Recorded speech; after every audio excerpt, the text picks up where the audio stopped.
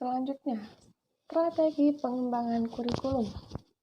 Pengembangan kurikulum meliputi 4 langkah, yaitu merumuskan tujuan pembelajaran, menyeleksi pengalaman-pengalaman belajar, mengorganisasi pengalaman-pengalaman belajar, dan mengevaluasi.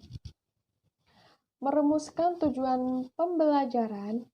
Terdapat 3 tahap dalam merumuskan tujuan pembelajaran. Tahap yang pertama yang harus diperhatikan dalam merumuskan tujuan adalah memahami 3 sumber, yaitu siswa atau circle of study, kedua masyarakat atau score of society, dan yang ketiga konten atau score of content.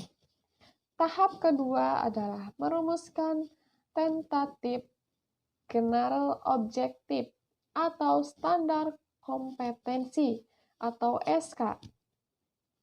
Dengan memperhatikan landasan sosiologi, kemudian di-screen melalui 2 landasan lain dalam mengembangkan kurikulum, yaitu landasan filosofi pendidikan atau psikologi of learning dan psikologi belajar atau psikologi of learning, dan tahap terakhir adalah merumuskan Fresh Education atau kompetensi dasar atau KD. Merumuskan dan menyeleksi pengalaman-pengalaman belajar. Dalam merumuskan dan menyeleksi pengalaman-pengalaman belajar dalam pengembangan kurikulum harus memahami definisi pengalaman belajar dan landasan psikologi belajar.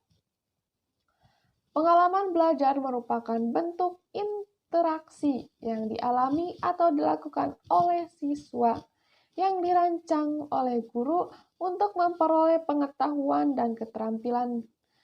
Pengalaman belajar yang harus dialami siswa sebagai learning activity menggambarkan interaksi siswa dengan objek belajar.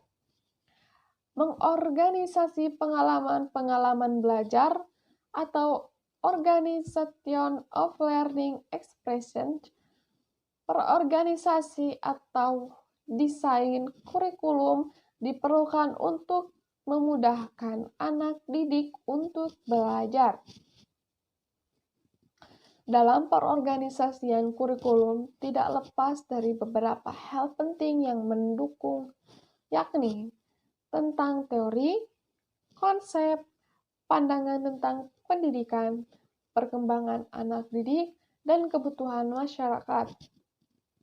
Mengevaluasi atau evaluating kurikulum. Langkah terakhir dalam pengembangan kurikulum adalah evaluasi. Evaluasi adalah proses yang berkelanjutan di mana data yang terkumpul dan dibuat pertimbangan untuk tujuan memperbaiki sistem. Evaluasi yang sesama adalah sangat inisial.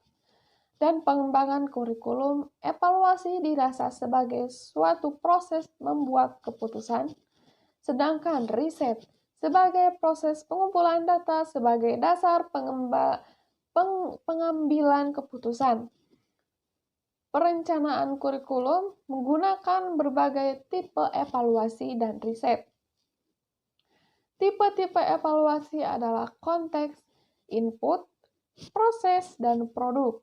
Sedangkan tipe-tipe riset adalah aksi, deskripsi, historikal, dan eksperimental. Di sisi lain, perencanaan kurikulum menggunakan evaluasi formatif atau proses atau progres, dan evaluasi sumatif atau oknum atau produk.